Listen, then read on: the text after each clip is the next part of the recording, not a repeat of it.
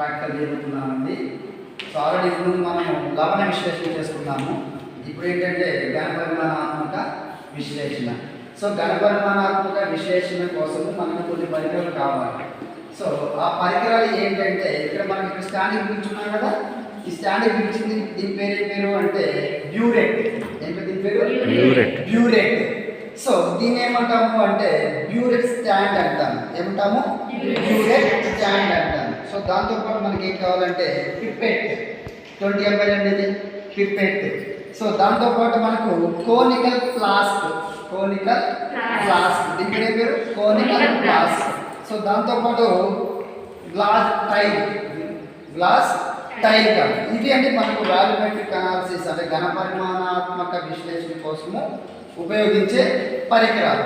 So మరి ఎలా చేయాలి అనే విషయానికి వచ్చినట్లయితే మనకి ఇక్కడ మొత్తం ఒక 5 పాయింట్స్ ఉంటాయండి. మొత్తము ఒక 6 పాయింట్స్ ఉన్నాయి.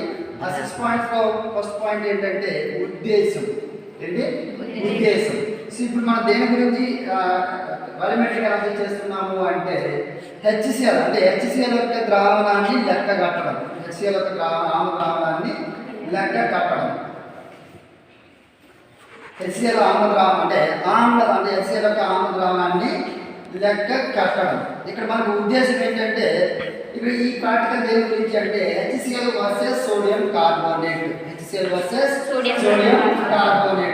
సో సోడియం కార్బోనేట్ ఒక మొలారిటీ ఆల్రెడీ ఇచ్చేస్తుంటాడు. ప్రాక్టికల్ వాళ్ళు ఏంలోనే ఇచ్చేస్తుంటాడు. మనం ఏం కనుక్కోవాలి? హెచ్సిఎల్ యొక్క మొలారిటీని కనుక్కోవాలి. సో ఇక్కడ ఉద్దేశంగా తీసుకున్నట్లయితే ఇక్కడ ఉద్దేశం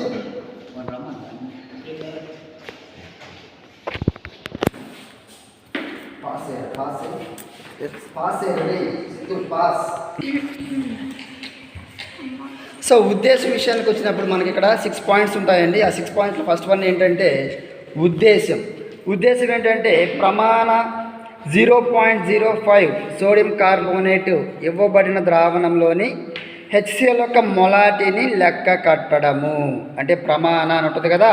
0 అంటే సోడియం కార్బోనేట్ యొక్క మొలారిటీ ఎంత ఇస్తాడు అంటే మనకి ఇక్కడ Na2CO3 మొలారిటీ ఎంత ఇచ్చాడు అంటే 0.05 m. ఇక్కడ m అంటే ఏంటి? మొలారిటీ. సో ఇక్కడ మనకు పరికరాలు ఏమేమి కావాలి అంటే సెకండ్ పాయింట్ కింద పరికరాలు అంటే ఇప్పుడు చెప్పుకున్నాం కదా. ఏమేమి కావాలి? Burette stand pipette conical flask tile. ఏంటమ్మా? టైల్ ఒకటి. So burette stand pipette conical flask tile. సూత్రం మనకి ఏంటంటే హెచ్సిఎల్ సోడియం కార్బోనేట్తో రియాక్ట్ అవుతుంది. సోడియం కార్బోనేట్తో రియాక్ట్ అయ్యి మనకేమొస్తుందంటే 2 moles of sodium chloride plus 1 mole of carbon dioxide plus H2O form అవుతుంది. కానీ మనకి ఇక్కడ బ్యాలెన్స్ కావట్లేదు. బ్యాలెన్స్ కావడం కోసం ఇక్కడ ఏం చేస్తాము అంటే ముందు 2 పెట్టుకుంటాం. That means 2 mole HCl equal to 1 mole sodium carbonate. So ఇక్కడ మనకు నెక్స్ట్ థర్డ్ పాయింట్ కింద ఏంటంటే రసాయన సూచిక. సో రసాయన సూచిక ఏంటంటే మనకి ఇక్కడ methyl orange. So methyl orange సూచిక ఇలా ఉంటుందండి. This is the methyl orange సూచిక. ఓకేనా? సో మిథైల్ ఆరెంజ్ సూచిక. సో అంతిమ స్థానం ఏంటంటే లేత పసుపు నుండి లేత గులాబీ.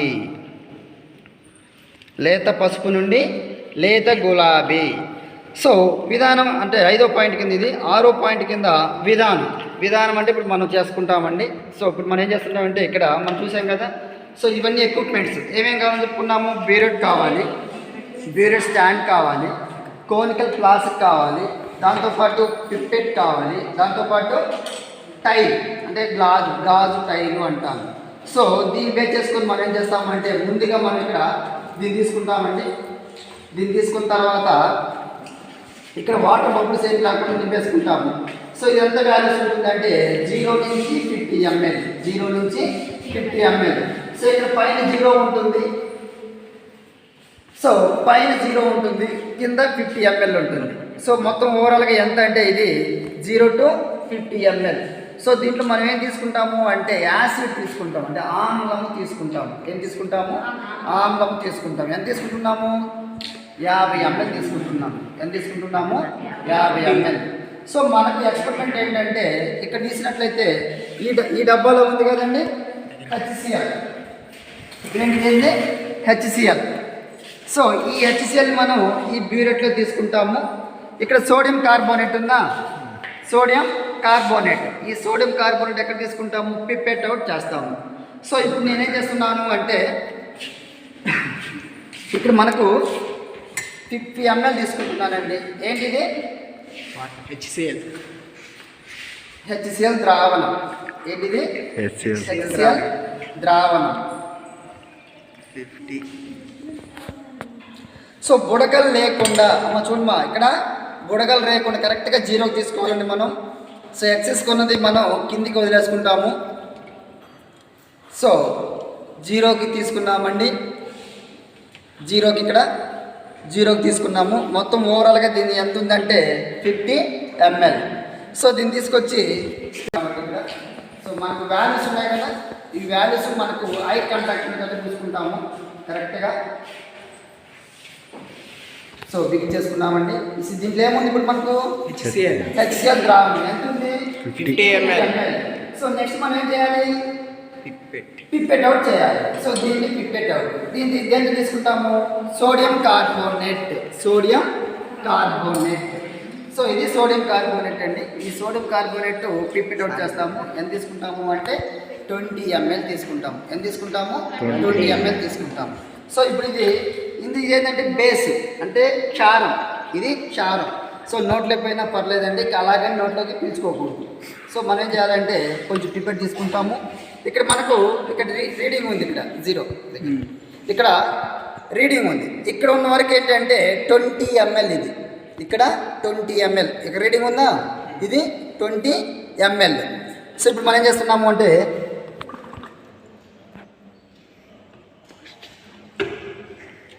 సో 0కి చేసుకోవాలండి దీన్ని.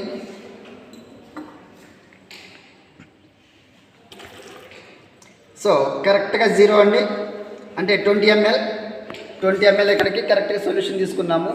ఇప్పుడు దీన్ని మనం ఏం చేస్తున్నాము అంటే కోనికల్ ఫ్లాస్క్లోకి ట్రాన్స్ఫర్ చేస్తున్నాము. దీంట్లోకి మనం ట్రాన్స్ఫర్ చేస్తున్నాము.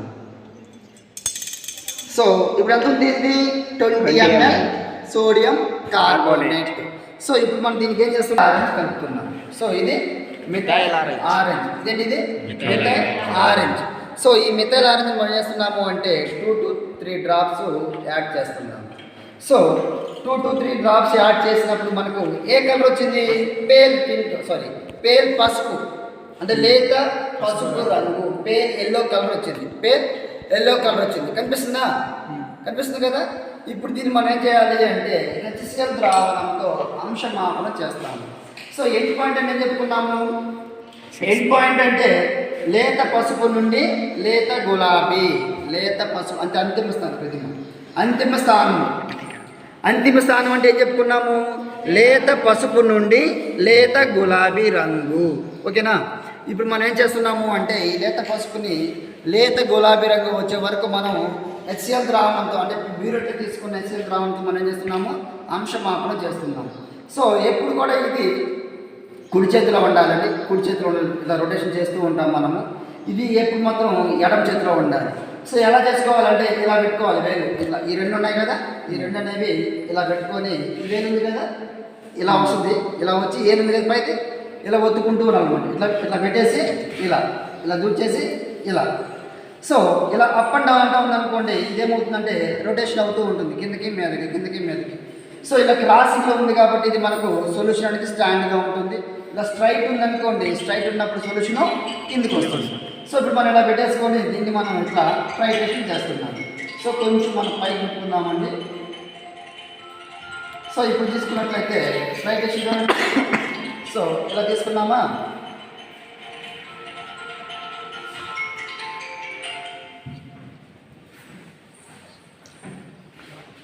సో పేల్ పింక్ వస్తుందండి.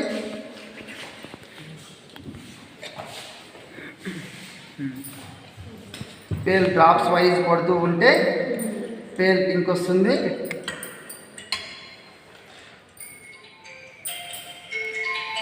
So pale pink, yellow colour pale pink రాగానే మనం అంశమాపాన్ని క్లోజ్ చేస్తామండి. క్లోజ్ చేస్తే ఎల్లో కలర్ చూడండి, గులాబీ కలర్ ఉందా, కనిపిస్తుందండి, గులాబీ కలర్. ఎప్పుడైతే గులాబీ కలర్ రాగానే మనం ఏం చేస్తాము అంటే అంశమాపనాన్ని క్లోజ్ చేస్తాం. అంశమాపనాన్ని క్లోజ్ చేస్తాం. ఇలా మనకు 2 నుంచి 3 వరుస రీడింగ్లు రావాలి. 2 నుంచి 3 అంటే యాక్చువల్గా 1, 2, 3 చేస్తాము. 2 వాల్యూ వరుస రీడింగ్ ఎప్పుడైతే వస్తుందో అక్కడ మనం అంశమాపనాన్ని క్లోజ్ చేయడం జరుగుతుంది. సో దీని వాల్యూ ఎక్కడ వస్తుంది అంటే గులాబీ లేత అంటే పసుపు రంగు నుంచి గులాబీ రంగులోకి వచ్చిందా, పసుపు రంగులో నుంచి గులాబీ రంగులోకి వచ్చింది. సో రీడింగ్ ఎంత వచ్చింది అంటే ఇక్కడ మనకు 19.9 వస్తుంది. మన రీడింగ్ ఎంత, 19.9. సో ఇట్లా 19 పాయింట్ అనేది 2 సార్లు వస్తుంది. అంటే వరుస రీడింగ్లు 2 సార్లు వచ్చాయనుకోండి, అప్పుడు మనం అంశమాపనాన్ని క్లోజ్ చేస్తాం. ఓకేనా, అర్థమైందా? ఇది మన ప్రాక్టికల్ వాల్యూమెట్రిక్ అనాలిసిస్ అంటే ఘనపరిమాణాత్మక విశ్లేషణ. సో ఇంత అయిపోలేదు. నెక్స్ట్ మనకేముంది, క్యాల్కులేషన్ పార్ట్ ఉంది. వాల్యూస్ మనం తీసుకోవాలి కదా. వాల్యూస్ తీసుకోవాలనుకున్నప్పుడు మనకు టేబులర్ ఫామ్ ఉంది. సో టేబులర్ ఫామ్ తీసుకున్నప్పుడు ఫస్ట్ చూడండి, సీరియల్ నెంబర్ 1, 2, 3. సీరియల్ నెంబర్ 1, 2, 3 అంటే 3 టైమ్స్ చేస్తామండి. పిపెట్ ఘనపరిమాణం సోడియం అంటే పిపెట్ దీంట్లో ఏమి తీసుకున్నాము, సోడియం కార్బోనేట్ తీసుకున్నాము. సో ఎంత తీసుకుంటున్నాము ప్రతిసారి 20 ml. Next burette reading. ఈ బ్యూరెట్లో ఏముంది మనకు, HCl ద్రావణం ఉంది. దీంట్లో ఏముంది, HCl ద్రావణం ఉంది. సో ప్రతిసారి మనం ఏం చేస్తున్నామంటే 0 to 50 ml. సో ఇప్పుడు 19 అయిపోయిందిగా, మళ్ళీ ఏం చేస్తాం మనము 0కి నింపుకుంటాం. మళ్ళీ 0కి నింపుకొని మళ్ళీ సేమ్ ప్రాసెస్ ఇప్పుడు ఎలా చేసామో సేమ్ ప్రాసెస్. అట్లా మనకు తొలి రీడింగు 0. నెక్స్ట్ ఏంటి, ఇక్కడ మనకు 19.8 వచ్చింది ఒకటోసారి. రెండోసారి 20 ml 0, 19.9. మళ్ళీ మూడో రీడింగ్ 20 ml 0, 19.9. ఇక్కడ మనకు ఇది బ్యూరెట్లో నుంచి మొత్తం కిందికి వస్తూ ఉంది కదా, విడుదలవుతూ ఉంది. ఏం విడుదలవుతుంది ఇక్కడ, HCl విడుదలవుతుంది. ఏం విడుదలవుతుంది, HCl రిలీజ్ అవుతుంది. సో ఇక్కడ మనకేంటంటే B మైనస్ ఏ అంటే B మైనస్ ఏ ml అంటే Bలో నుంచి ఏని తీసేసామనుకోండి, ఏ మొత్తం 0 అంటే 19.8 మైనస్ 0, 19.8. అట్లా వరుసగా మనకు 2 రీడింగ్లు వస్తాయి. ఇవి మనకేంటంటే ఇది V1 అవుతుంది. ఇది ఏమవుతుంది, ఇది V1 అవుతుంది. సో ఇదేమవుతుంది, V2 అవుతుంది. ఇదేమవుతుంది, V2 అవుతుంది. ఇప్పుడు మనం ఏం చేయాలి అంటే క్యాలిక్యులేషన్ పార్ట్ చేద్దాం. ఇప్పుడు మనం ఏం చేస్తున్నాము, క్యాలిక్యులేషన్ పార్ట్ చేస్తున్నాము. ఒక సైడ్ ఏమో మనం ఏమనుకున్నాము అంటే HCl ద్రావణం అనుకుందాము, ఇంకొకసారి ఏమనుకుందాము సోడియం కార్బోనేట్ ద్రావణం అనుకుందాము. ఇక్కడ మనం ఏమనుకున్నాము అంటే M1 V1 N1 M1 V1 N1. So M1 ఏంటంటే మొలారిటీ ఆఫ్ HCl మనం కనుక్కోవాల్సిందే అది. కాబట్టి మనకేంటి question mark, molarity of HCl కనుక్కోవాలి క్వశ్చన్ మార్క్.